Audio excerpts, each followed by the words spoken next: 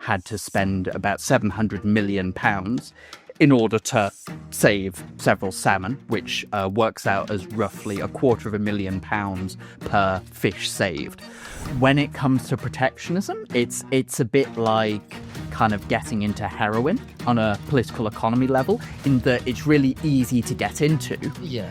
But then to get off it, it's often really politically difficult. Because they're backbenchers, despite the fact they won a landslide in 2024, have a huge parliamentary majority, they couldn't get these slim reforms past their own backbench. Hello and welcome to the Institute of Economic Affairs podcast. I'm Callum Price, Director of Communications here. Today I'm joined by Daniel Freeman, our Managing Editor, and Kristian Niemietz, our Editorial Director. Now, Merry Christmas, everybody. Kristian is the only one who's decided to remotely acknowledge the fact that it is almost Christmas. But for Christmas, we are going to do a special Christmas episode where we look back on the year and each offer our highlights and our lowlights from 2025. Before we dive in, make sure you do subscribe on both YouTube or wherever you get your podcasts, and to us on Substack at insider.iea.org.uk. You can get all of our content straight to your inbox that way. If you sign up as a paid subscriber, you would also get exclusive content, not least the IEA team's reading recommendations for the Christmas period coming next week. Now, diving in. It's been a year, highs, lows across the board, Daniel and Kristian. I've asked you both to pick out one of each to really sum up how you think the year's gone. And let's start with a high. Dan, kick us off. What has been your highlight of 2025? So my highlight came pretty late on in the year, just last month, which was the John Fingleton review into nuclear regulation, and the fact that the government has accepted it and embraced this. So what's so good about this review is, unlike a lot of sort of bureaucratic attempts to look at problems in the UK, this actually focuses on the problems with overregulation, particularly in the nuclear sector. So actually, I think what is probably sensible is if I just read out a little bit of the introduction to it, where it starts by saying, the UK was historically a global pioneer in nuclear energy. Today, it has become the most expensive place in the world to build nuclear projects. Both civil and defence programmes suffer from large cost overruns and schedule delays. The next bit is highlighted in bold by Fingleton. Regulation is central to the relative decline. The increased complexity and risk aversion of our regulatory system has contributed to a weakening of the UK's leadership and competitiveness. And then, it's a 200-page report. He goes into a significant amount of detail of some of the regulatory requirements, particularly environmental regulatory requirements that have made nuclear so expensive. He particularly picks out things like the Hinkley Point fish disco or fish protection system, where in order to protect a few hundred fish, the EDF who was building the station had to spend about £700 million in order to save several salmon, which works out as roughly £250,000 per fish saved, which no one kind of thought, oh yeah, this is started from the position that this is a great thing to do. We ought to have the most expensive nuclear in the world. It's just regulation tends to build up and up and up if you don't have a force reacting against it, saying, like, what is the cost-benefit analysis here? And he also goes into some of the legal issues that have driven up costs, things like the Aarhus Convention. And, okay, loads of people have been talking about this, including at the IEA, for decades now. What makes this different, though, is that the government has actually accepted all of the recommendations in this review and has said they will implement them within 2 years. And in addition to that, has also said that they're going to look at how this applies to other infrastructure projects as well.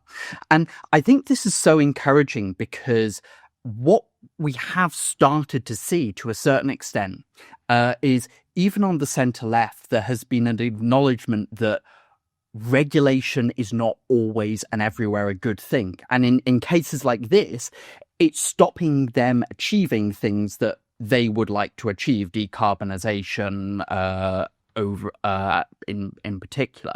So it's quite good that we're starting to see something of a shift to where we across the political spectrum, except on perhaps parts of the hard left, there's an acknowledgement that regulation often does slow things down, it does cause problems, and if you just let it get out of hand, it can stop you doing what you want to achieve, regardless of whether you're on the left or the right.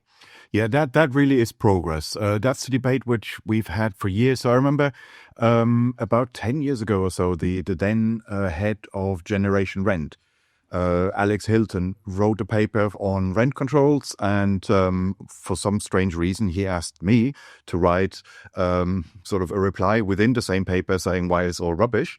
And one of the things I said was that, look, you readers, you are probably all lefties, and so you kind of feel obliged to defend regulation because you think the state is good, the state is benevolent, and what the state does surely protects consumers and protects workers.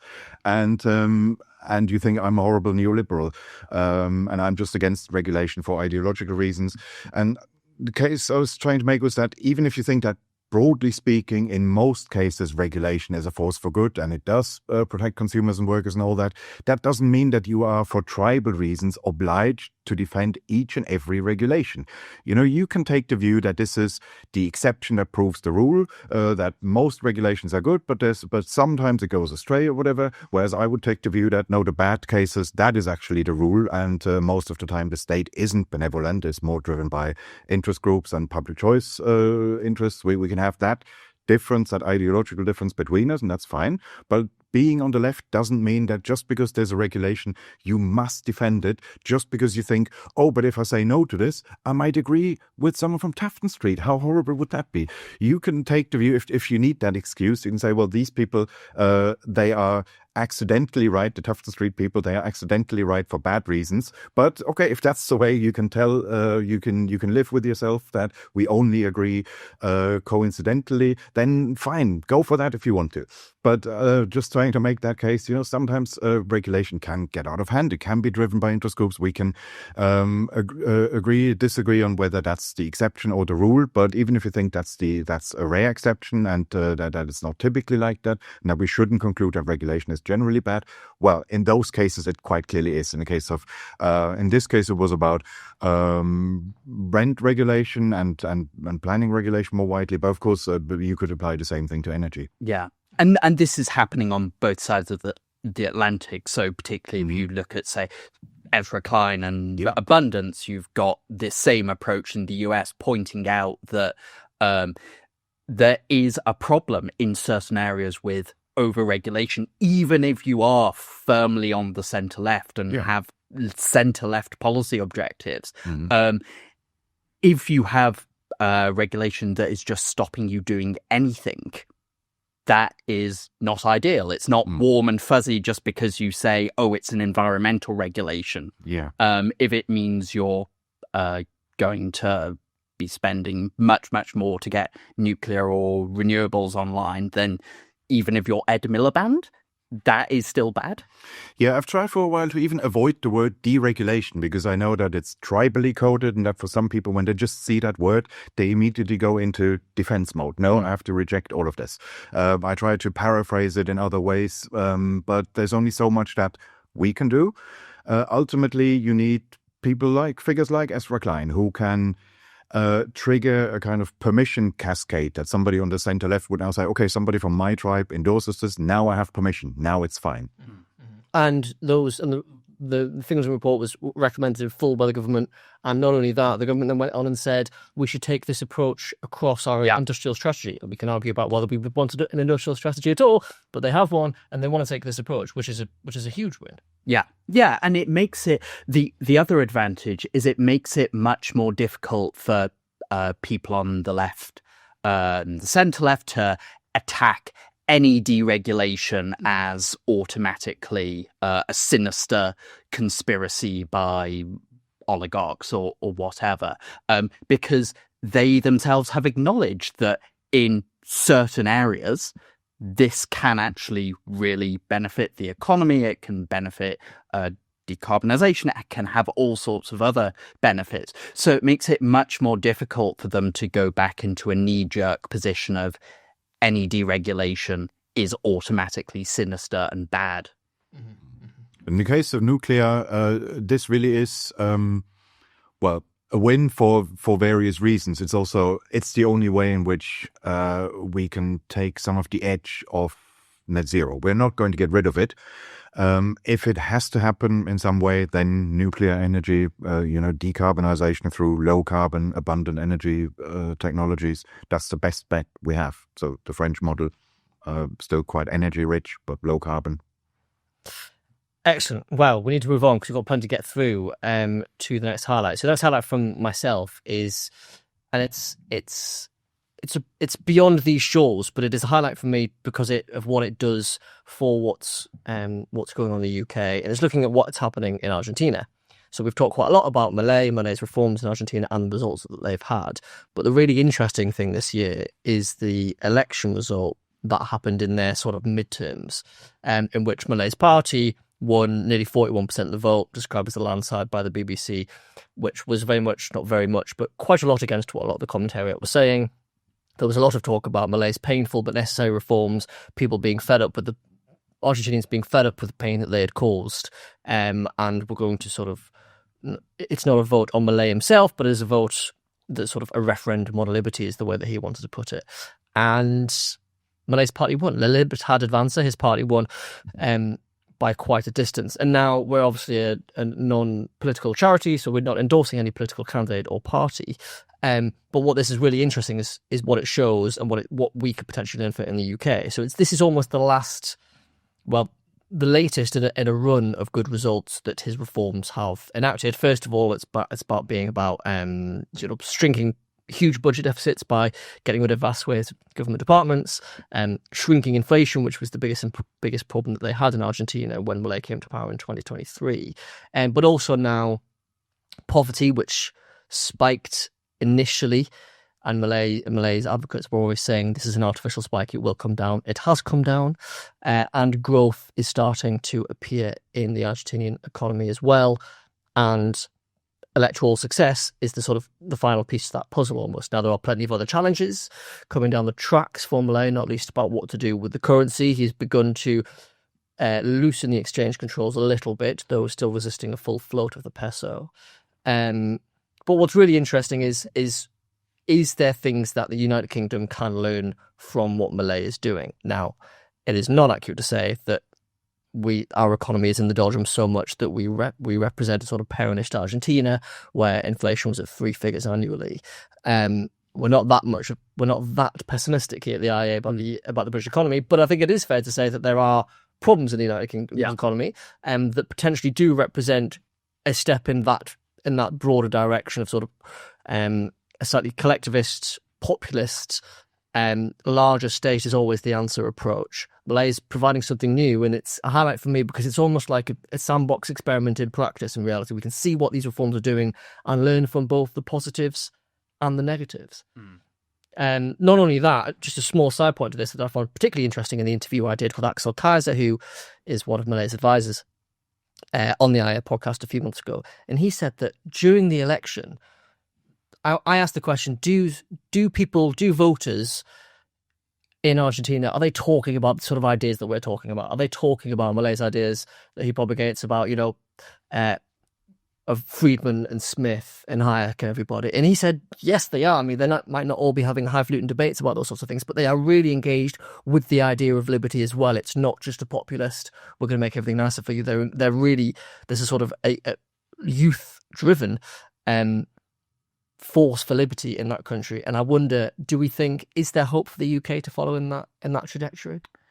I lean more towards the idea that we are actually quite different to Argentina in that I would say the useful things from the Millet experience is actually more a lesson in what not to do, particularly the last 60 or so years of Peronism. Mm-hmm. So one of the things that kind of soft defenders of Argentine tariff policy, industrial policy, and currency controls have said is that, oh, well, yes, Argentina has become significantly relatively poorer relative to the rest of the world in the last century, but maybe that's not actually to do with these policies. Maybe it's just something fundamentally problematic about Latin America, or the fact that it's quite remote from other parts of the world that inhibit the ability for shipping things. Maybe it's something to do with the way that the beef industry has developed over the last century. All of them, I think most economists always thought this is kind of grasping at straws slightly. But what's been really encouraging about Millet is that he has just stripped back a lot of the stupider policies. So, for example, stripping back rent control. That was one of the very first things he did. And the result was exactly what Economics 101 would suggest. It was a huge increase in the amount of rental properties coming onto the market, and really quite rapidly a decline in rental costs, which is exactly what we would expect. But there are always people who are willing to say, no, that's far too simple. Economics 101, that's, you need to go beyond that. Yeah, it's much more complicated than that. And so just having real world examples of what happens when you, at a kind of micro level, get rid of really stupid government policies, is incredibly useful. Yeah, I think that's because I agree that we're not a Peronist Argentina, we could disagree and agree about how far down that path we are, but we're not at the moment. Yeah, we've only had 20 years of relative stagnation, whereas Argentina has had about 100 years of relative stagnation. So you could sort of take you could sort of spin what I said into a negative bin, that things have to get a hell of a lot worse before there is a populist movement for liberty and these ideas. But on the other hand, at the very least, Argentina was giving us a couple of proof points that we can use to say, as if we need more proof points, that rent control doesn't work. But on those things, and say, actually, look, this is where it's been happening right now, and these are the results, and that at least gives us something to talk about. Yeah, absolutely. I remember when he was elected, or the first couple of weeks and months, there were people on our side who said, well, this is a good start, but the trouble is things have to, when you have a program of market reforms, quite often you have 2 or 3 years when things get worse. So you might have, say, extreme case, Russia after 1991, after the dissolution of the Soviet Union. But even the first years of Thatcherism, you had a deep recession for a while.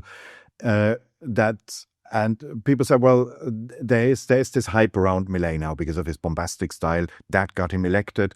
But once people feel that they're getting poorer, that they have economic problems, they're not going to give him that honeymoon period isn't going to last for very long. And that was the concern. And I thought, well, maybe in that case that's not quite true, because if your starting point is Peronism, you have a couple of low-hanging fruits. You have some policies that are so absurdly stupid that you can see results quite quickly, where it's not really about building complex coalitions and compensating the losers. It's not like when you, say, open up a totally protected economy for the first time and you have lots of industries that will now go bankrupt, where you then have to make sure that you liberalize the labor market first so that that labor can be redeployed, or that you create a capital market first so that you can have investment and that kind of stuff, where you need to get the exact sequence of the reforms right. And I thought maybe that's not really quite how it works. There are the rent controls, exchange rate controls. These are things where you can maybe see some results quite quickly. And that has happened, so that's positive. Where he still needs to prove himself, though, is that if you look at other economies that have turned themselves around and have industrialized quite rapidly, Well, okay, that's not the right word. I mean, Argentina is industrialized, but say going from lower middle income to close to the first world standards. So previously Chile did that in the 1980s, Taiwan, South Korea a bit earlier. So what those sort of economies did was, of course, they had some of the things that generate headlines, the sort of things that we like to talk about, privatization of state industries. But also what they did, they improved some of the core governance indicators, where you could see previously they had dysfunctional legal institutions, property rights weren't protected. Nowadays, on World Bank measures, OECD measures, how good is the quality of institutions that protect private property rights, contract rights, the sort of economic basics. They have massively improved. Chile did as well. And that's the sort of thing where that never generated headlines. So, and even though years ago I wrote my master's thesis on some of the Chilean reforms, I couldn't name which exact reforms did that because there wasn't one specific decision that led to that. It's just something they got done along the way. And quite often Milei being the more bombastic type of libertarian.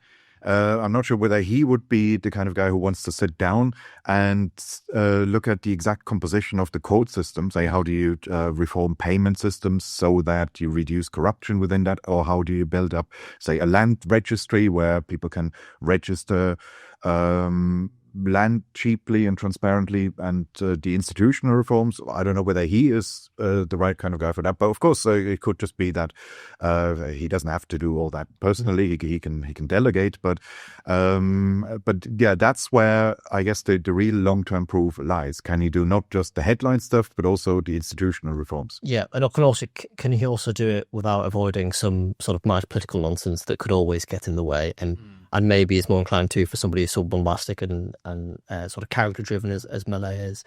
So we pour cold water on our excitement, but what it does definitely offer, without a doubt, is an interesting case study for people here to learn from, and also a data point in favor of democracy. Yeah, actually, because you do sometimes hear this line among a certain type of kind of libertarian hard free marketeer that, oh, maybe the public are just too stupid to ever vote for something that is hard but true. And I think that's really not the case. I think sometimes this is kind of a cop-out. And it's not just from people on the libertarian side of things. You often hear this from politicians. Oh, we'd like to do the right thing, but we'll be shredded in the polls. So I guess we just need to do nothing. We just need to coast. And and I don't think that's true. I think people repeatedly, we've seen this around the world, that when politicians are willing to actually make a good case for why you need to have market reforms, why you need to have fiscal restraint and fiscal responsibility when you're running a major deficit, they very often can win and can succeed. It's just there aren't very many of them because politicians like having jobs and tend to be cowards. Yeah.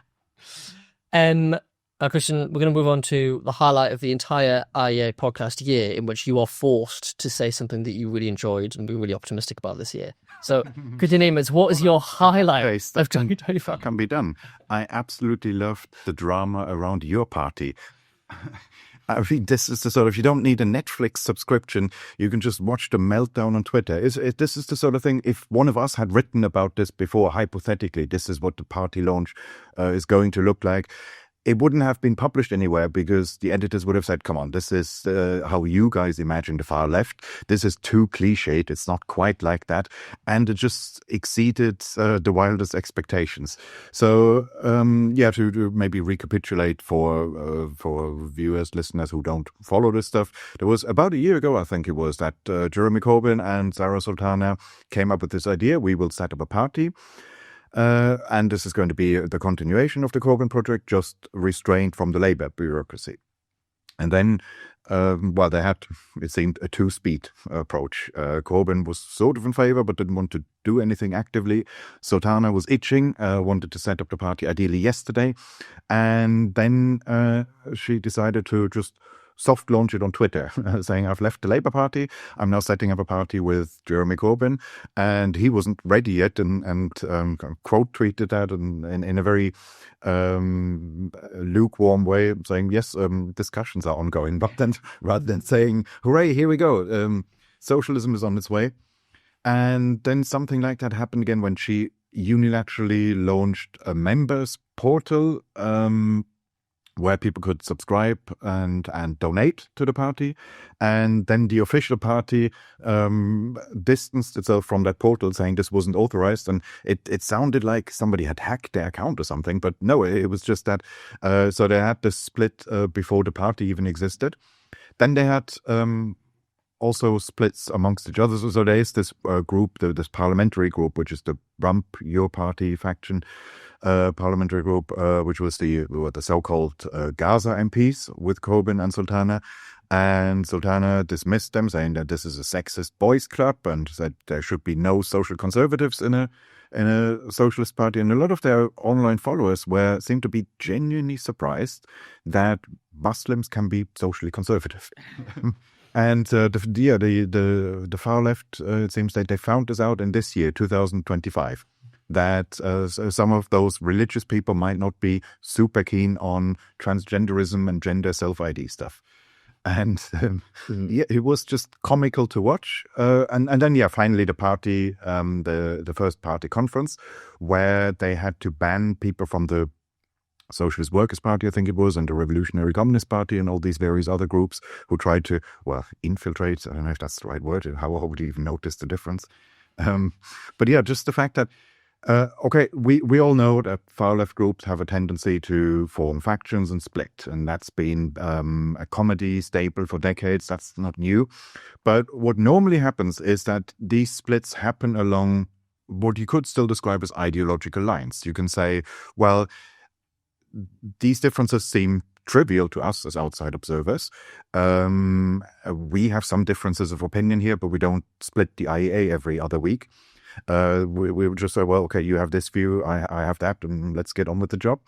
But normally there you could, with conventional far-left splits, you could at least steelman the argument by saying, well, to me, these differences seem trivial. But I'm not the target audience. If I was massively into this ideology, maybe I would feel similarly. Maybe it's too easy for me to say this is a trivial difference. But in this case, it's not even ideological. So I couldn't even say if they, to the extent that they have a Sultana faction, a Corbyn faction, what's ideological, what's the difference between them? I couldn't say. It's purely petty-mindedness and personalities and strategy and things like that. So it was really only the social conservatism versus the social progressivism that was the only substantive difference.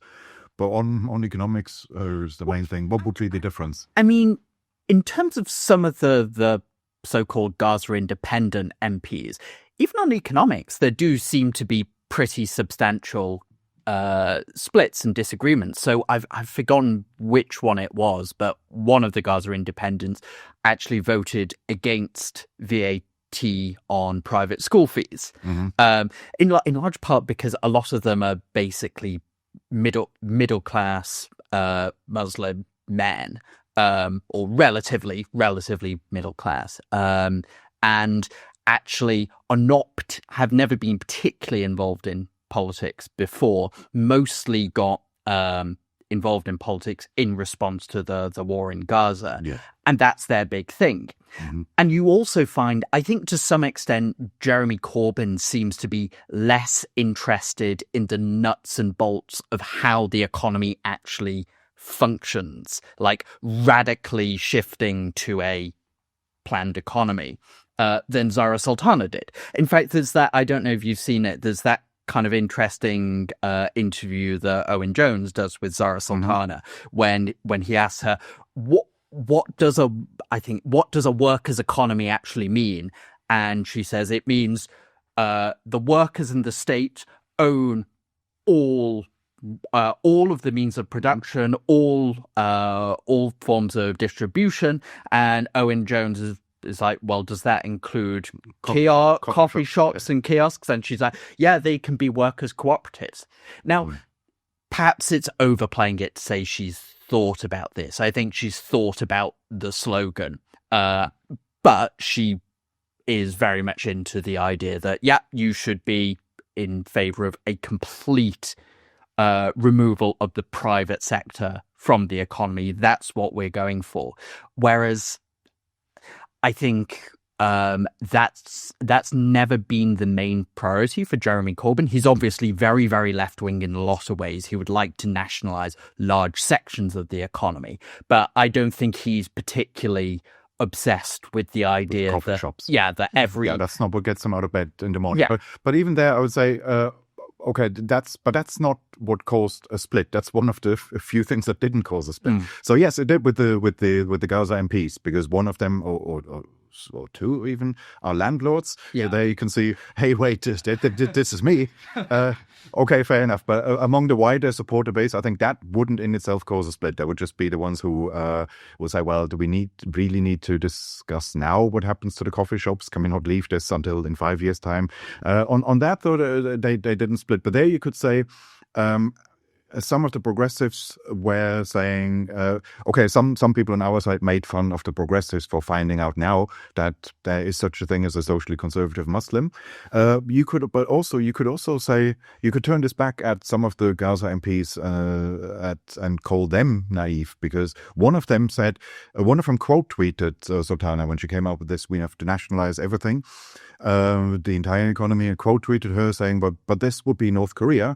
And I thought, well, you wanted to set up a party with these people 5 minutes ago. You finding this out now.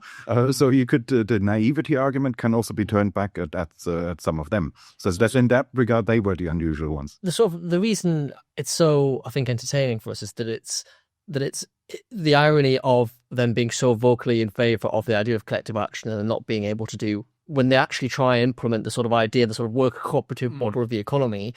And they, that's literally their party. It's they have to want to run the entire economy. Yeah, I mean, it literally is, and it just illustrates perfectly the problem of collectivism in a nutshell. Right, Kristian, well done. You were happy about something. Now let's start the lowlights of the year. With you, we've got a similar one. Yeah, the great thing was that I guess if it hadn't been for your party, Corbynism would just have blinkered. There are just lots of people who weren't able to move on, and he was still trending on Twitter every other day and stuff like that. And it's now sort of imploding because they've become a laughingstock. So that's great, but it's immediately been replaced by a different kind of left-wing populism, which is Pollinskyism, where he has a very different strategy. He, for a start, avoids ideological labels. There was, for example, there was this interview that he did with Novara Media where they asked him, Zach, are you really one of us? Are you a socialist? And he said, yes, I am a socialist. I just don't feel the need to use that word. He says most people don't think in terms of socialism versus capitalism. So he wouldn't get into this argument about whether the coffee shops should be nationalized, because for him that just wouldn't be the priority right now. And he would say that what matters, he has his message discipline is remarkable. For him, everything is about the billionaires. He brings everything back to that. The billionaires. And I'd say he goes for an extreme economic reductionism, which is a bit ironic. Quite often, if you're an economist, your opponents will say you reduce everything to economics, to economic incentives. What about non-financial motives? Can't people also be motivated by other things? Which I think is mostly an unjustified criticism, because obviously economists are aware of that. We're not reducing everything to economics. We're just saying, well, yes, but economic incentives still matter. And the degree to which they matter, that's what we're supposed to find out. And that's why we do empirical studies and all that. But he categorically refuses to accept that there is such a thing as a culture war, that people can differ on cultural values. He says everything that's labeled as culture war topics is really just the billionaires trying to stoke divisions. So the reason why some people are unhappy about immigration levels, it's because the billionaires make them put these ideas into their heads. Nobody is genuinely concerned about this. It's all just the billionaires tell you to be, and they're manipulating you. And that's an interesting strategy. I would like to know, it's a shame that Steve Davis, our colleague, can't join us today, because I would like to know what he makes of this. in the light specifically of his realignment theory. His thesis is that that from the mid-70s to the middle of the last decade, economics was the primary alignment issue, meaning that that's what, depending on where you are on the economics divide, that determines who you see as your allies and who you see as your opponents. If a group of people agree on economics but disagree on many other things, they will nonetheless form a coalition and say, we will just tolerate our non-economic disagreements, and that's fine. But what matters is small state or large state, privatization or nationalization. And he says that was true for 40 years or so, and that's been replaced now by a settlement where it's mostly about where you stand on matters of cultural values and identity, that you can have people wildly disagreeing on other things, but if they're on the same side of that divide, you have the woke progressives on one hand, and the nationalists on the other hand. And that's what determines how people think of themselves and how they form political alliances nowadays. Well, how does Pollinsky fit into that? He just insists that no, it is still economics, and it is only economics, and nothing else exists. So he is trying to almost create an alignment on his own. And up to a point, it's working. So he has more than doubled both the vote share of the party and the membership. But clearly with a form of, I'd say, is really a cheap form of populism, especially around this whole wealth stuff, because it's not so much about whether you agree with him or not. So I don't want to use the word populism to mean things I don't agree with. I think you can make the case for even a wealth tax in non-populist ways that's possible. I've come across an economics paper a while ago written by a Bundesbank economist, very much the opposite of populism, very technocratic. But she said she defends a wealth tax, but purely on the grounds that, well, every little helps. Her argument was, yes, it does cause distortions, it does cause capital flight, it's complex to administer, but nonetheless, all things considered, it will raise a little bit of revenue, and it will lead to a slightly more equal distribution of wealth. And she said, well, that's still better than not having one at all. So that would be the non-populist case for a wealth tax. It's just, well, if you think of it in those terms, the benefits are so small that you couldn't possibly tour the TV studios and whatever the question thrown at you, respond to everything with wealth tax. That's going to solve everything. The way he sells it, that's the populist part. He promises something which it's not so much a matter of do you agree or disagree with the tax. It's more, I'd say nobody who is remotely well informed about what a tax like that does can promise anything like that. The way he oversells it, that's what makes him a populist. And even he had, at one point, he was challenged on the revenue aspect, saying, yeah, but it doesn't raise much revenue. And then he said, oh, but it's not about the revenue. It's about wealth redistribution. It's about making sure that society is more equal.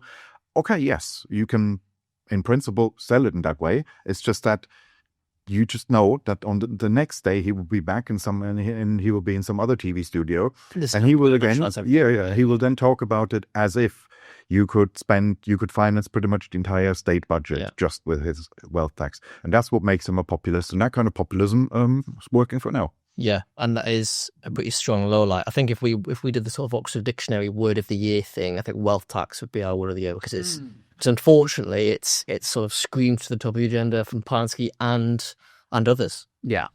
Not least us, to be fair, but we're fighting the good fight on the opposite side of those things and pointing out all the things you say. Kristian, thank you. Well done for returning to pessimism. Returning to brand. Yes, exactly, yeah. Never knowingly under pessimistic. My lowlight this year is closer to home than my highlight. It is the government's U-turn defeat on their welfare reforms. Mm-hmm. They spent the first half of the year talking about how much of a mess the fiscal situation was in. They spent that sort of the first 2 years, it will be, I'm sure, of their time and power talking about the fiscal problem that they've inherited and that we need to make serious reforms. And one of the places that they found where there could be savings made is the same place that everybody goes to, and for good reason, the welfare budget. And And they made the case that lots of sort of, we need to get people back into work. We need the welfare budget to, in the welfare system to ensure that people aren't trapped in welfare, etc., making all the sort of right noises, and then proposed a series of reforms, including more substantially raising the bar for getting personal independence payments, but also other tweaks to the healthcare element of universal credit, etc., etc., etc. We won't go into the detail. Their package was going to save 4 to 5 billion quid a year on the budget, which, proportionally speaking, is quite a small amount. But was a little over 1%. Yeah, the budget as it currently is. Perfect. There we go. So extremely small amount, but would have done something to at least strip it back a little bit. But they couldn't even do that, which is the depressing thing. This is why it's such a low light, because they're backbenchers, despite the fact they won a landslide in 2024, have a huge parliamentary majority. They couldn't get these slim reforms past their own backbench, which is a low light because it is just an indictment of what the British state, the British political system, Labour Party MPs, whichever way you want to look at it, how unwilling it is to tackle the biggest problems that we have in our fiscal system, even a little bit. And then because what it then precipitated was complete U-turn. So you lose that 4 billion quid a year in the budgeting. You then have to find that from somewhere else. You end up doing a budget at the end of the year, despite being the pro-growth government in your own terms. You end up doing an entirely redistributory budget that cranks up the welfare bill even further, and on the backs of basically raising income tax on everybody else. So it's basically an entirely depressing symptom of where we're at and sign of things to come. There just doesn't seem to be any hope of being able to tackle this problem. It is, when you look at the sort of what the government spends its money on after pensions or welfare and pensions rumbled together, is basically the entire amount, notwithstanding healthcare. And if you can't even make a case with a huge parliamentary majority as being, when you're classically the compassionate party on the left as well, if you can't get slim changes to the welfare budget past your own MPs, then what hope is there for us at all? Are we doomed to just be constantly spending ever more and more and more and more welfare, do we think? Or is there a slim light in this low light that actually this will trigger a bit of a wake-up call for the public, for the voters, as we were talking about earlier, to say, actually, no, this is getting too far, and will the wheels start to change in the direction? What do you think, Dan? Yeah, I mean, I would say we shouldn't be too apocalyptic about the direction that welfare, at least working age welfare, is going in over time. So if you look at the, say, 2010 to 2015 period, there you did actually have pretty aggressive constraint on welfare expansion for working age people. The issue is, I think we're coming back to the fact that this is, in fiscal terms, just a really very left-wing government. I mean, I praise them to a certain extent for their regulatory policy in my highlight, but when it comes to fiscal policy, they are kind of a traditional pre-New Labour government. Or in some ways, they're a bit like New Labour, but without a growing economy that New Labour inherited. So if you're Tony Blair and you're coming to power when GDP is growing by 4.5%, which it did in 1997, and carries on growing at that rate for about a decade, you can throw a load more money at the NHS and into welfare and various other areas, and it doesn't cause too many issues because the economy is growing at a reasonable rate. The problem is, now they're in a position where you've got an economy that is growing very, very slowly, where productivity has been stagnant to a large extent since the global financial crisis, especially in the public sector.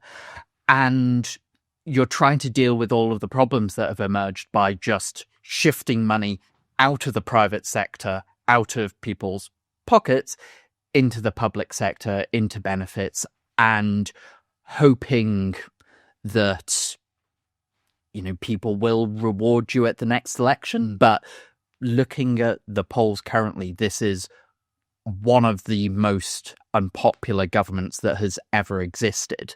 It's significantly less popular than even Rishi Sunak's government was at the scrag end of their time in power.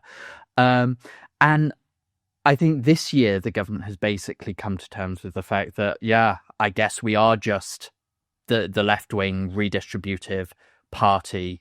But the problem is, for most of the first year of their time in power, and even today to some extent, they made a big thing of rhetorically hammering that side of the party. Yeah. So rhetorically going into the idea that we're a hard-nosed, growth-focused government that's going to take the tough decisions, and we're going to be really really firm, and that managed to irritate large sections of the left and centre left of the Labour Party, and basically they ended up backing down anyway. So there is one difference between the current lot and the Blair government, and even just in terms of the expansion of public spending, which is so Blair started, I think it was the NHS Plan 2000, with a conscious promise: I want to raise healthcare spending to the European average or the Western European average. So that was part of the plan, and that's what he did. And when it comes to working age welfare, there the plan was, yes, spending did increase, but it was mostly through working tax credit, where the idea was we want to raise employment rates, and this is the way to do it. We will top up low-paid work.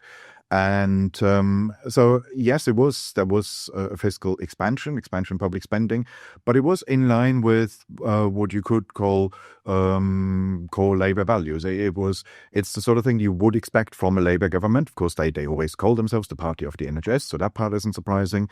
On the working tax credit, that was, well, it wasn't about handing out money. It was their way of encouraging low-paid work, people who were previously economically inactive, saying we will, specifically among single mothers, we want to increase the employment rate. And that's how they did it. Whereas in this case, this increase in spending on incapacity and disability benefits, that's not driven by any plan. That happened by accident, and they just inherited this situation. It happened quite recently. It's not even a thing of the last decade where you had, say, a left versus right battle between conservatives fighting for retrenchment and the left fighting for expansion. No, it just happened by accident after the pandemic, and they inherited the situation, didn't really know what to do with it, the last decade were never even talking about it very much. And you could say it's not really core, it's not part of their core identity that they have to keep this bill going. And you could make a perfectly acceptable left-wing case, social democratic case, for saying, yes, we want to expand the welfare state, but not in that way. Here, we want to return to the numbers as they were in 2019, so that we can spend the money on other things. On can be the NHS, it can be employment programs, it can be topping up like something like the working tax credit. And that's what makes it a low light, that this isn't something that they had to do. Even if you take their political orientation, political ideology into account. For other things, you can say, well, yeah, this is baked in. It's a Labour government. Of course, they will do such and such. But this is something, if you had asked me five years ago, is a Labour government going to massively increase spending on working age welfare specifically? I would have said, no, probably not. That's not going to be their priority. Yeah. And Dan, for our last low light, what's on your list? Okay, so I'm going to move to to a global scale. So it's not just grim in Britain. It's the overall global headwinds are pretty bad as well. My low light is going to be Liberation Day. The April announcement of by the Trump administration of their new package of tariffs, which seem to be basically calculated by how much of a bilateral trade deficit does the US have with this country, and then we set your tariff on a sliding scale from 20% to 50%, based on, or 10% to 50%, based on how much stuff the US buys from this country. So, I mean, you had absurd issues like, Madagascar being hit by a 48% tariff because basically Madagascar is very poor and doesn't buy very much from the US, but the US buys a lot of Madagascan vanilla. And this is a low light for a few reasons. The first reason was because it kind of killed the prospect of the second Trump term in the White House being in economic policy similar to the first, where in the first administration, even though you had a lot of American internal psychodrama, you had a certain amount of hysteria in the US, a certain amount of stupid policy as well.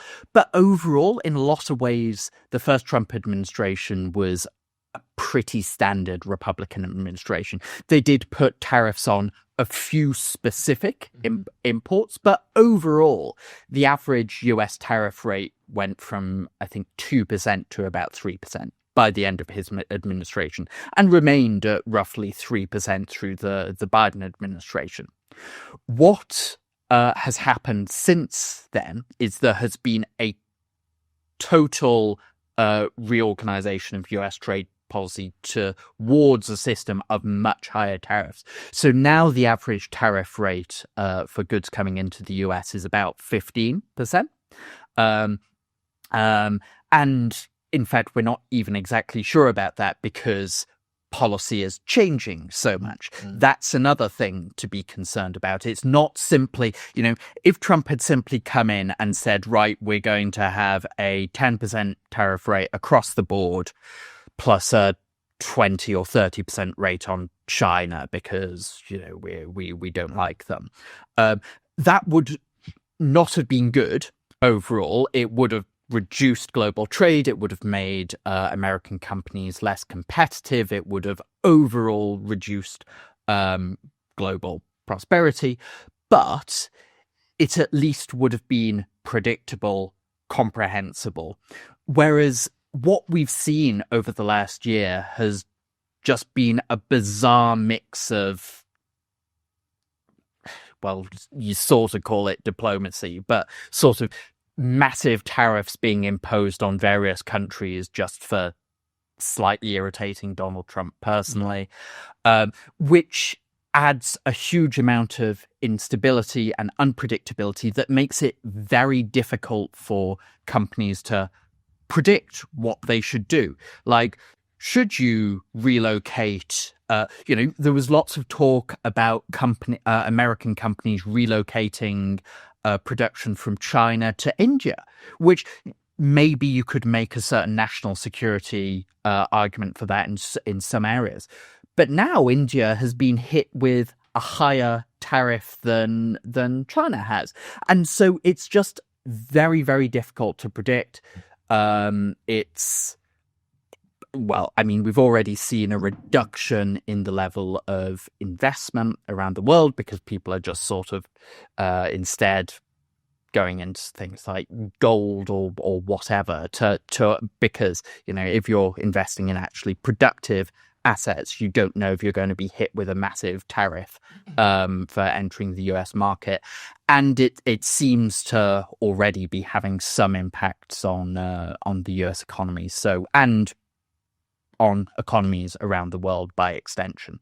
So that's my low light. Yeah, it's a big one. Just to find a little bit of light in the low light, credit to our government for navigating the choppiest waters you could imagine in terms of trade policy relatively well, especially in comparison to the European Union, for example. We've got a lower tariff rate than others by and by refusing to accept Trump's terms that tariffs are a good thing and the only way to counter tariffs is by hiking your own tariffs and shooting yourself in the foot. They resisted the temptation to do that and got slightly better terms than they would have otherwise got. Yeah, that is actually a genuine real life example of a Brexit benefit. Yeah. Britain's trade agreement now that we've signed with the US is on significantly better terms than the EU has got. part of, the government deserves a little bit of credit for that. I think a lot of it is actually down to the fact that from a Trumpian point of view, Britain is a remarkably unthreatening economy to the United States. If your big concern is what you're trying to stop with tariffs is Americans importing manufactured goods from your country, Britain is much less threatening to American manufacturing than, say, Germany is, or a lot of countries in the EU are, because we're a heavily service-based economy. So that is a genuine advantage. I don't want anyone trying to take this as a highlight, because it's very, very important to remember that even with this agreement, the terms are much, much worse than the trade terms we had pre this administration. And also, one other area of pessimism is that it's when it comes to protectionism, it's a bit like kind of getting into heroin on a political economy level, in that it's really easy to get into. But then to get off it, it's often really politically difficult, because let's say you're 4 years down the line, you have a bunch of companies that have set up perhaps quite inefficient factories and manufacturing bases in the US. You will now have a significant number of US workers and companies that have got quite used to the idea that you're locking out competition from the rest of the world. They're used to consumers being prevented from buying from the competitors. And now you have a really significant lobby that is going to probably fight tooth and nail against any reversal of you this. basically create vested interest. And this is why, under the Biden administration, like the limited tariffs that the first Trump administration introduced, most of them remained in place. So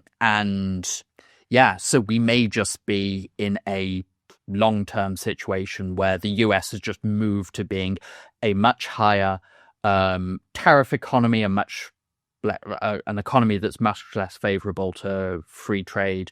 And overall, that will make Americans poorer, and it will make everyone poorer, including us. It's that point that I'm sort of trying to highlight about why the UK government should deserve a bit of credit, not because it managed to negotiate a deal with the US, although that is good, and they deserve some credit for that. As you say, that's mainly because we're less of a threat to the US, but because they resisted the temptation to just join in with his, yes, actually, we're now going to do the tariffs thing because if you're attacking us, we've got to defend ourselves, and then trying to spin this narrative to the British public that actually tariffs are a good thing, and sort of falling into that trap that the EU fell into. Actually, they went, sorry, we still quite like free trade, and we're not going to harm ourselves just to posture on the international stage, like various people would have been called them to do.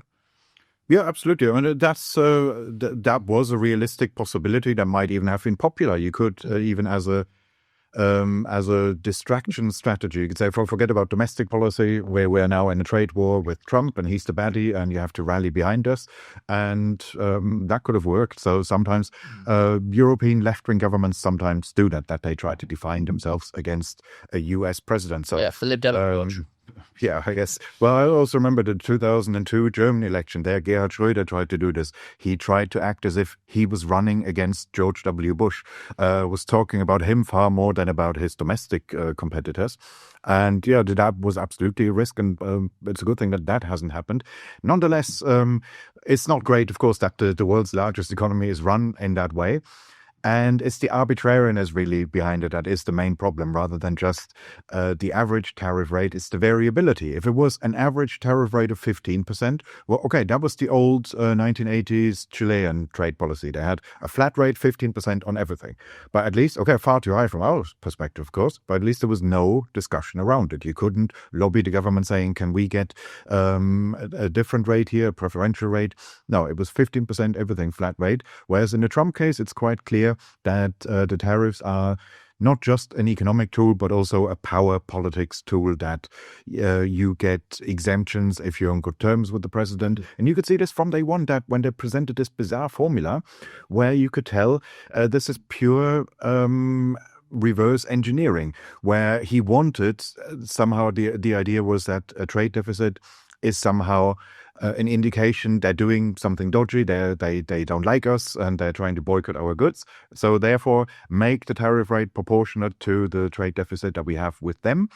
And you had some economists who were trying to rationalize that, pretending that, oh no, we have this formula here and it just happens to lead to the results that the president wants, where there was, the most bizarre part of it was, can't even remember what the variable stood for, but there was a number 4, well, there was a variable where they said we would just assume that to be a 4 in the denominator and another one in the numerator so that they cancel each other out, so that you are just left with this trade deficit as a proportion of the total trade volume. And it was clear this was really just Trumpism packed into a formula. And even then, he didn't even stick to that dodgy formula, which is bad enough already. He then went for, but in this case, higher rate because I don't like them. And that was really his whole approach to it. So the fact that global trade is now significantly affected by the whims of one man, that's not great. Entirely depressing. And we can only hope that should we have another Liberation Day in 2026, there's at least some liberation involved in it. Yeah. Because there certainly wasn't this time around. I'm afraid that is all we've got time for. Thank you both for joining us, for your highlights and your lowlights. Thank you too for listening. If you want any more from us this year, then make sure you subscribe to us on YouTube and Substack as discussed. We'll be back with a normal weekly podcast in January, but there's plenty more interviews and other things to come before New Year's Eve hits. Thank you for joining us, and we will see you next time.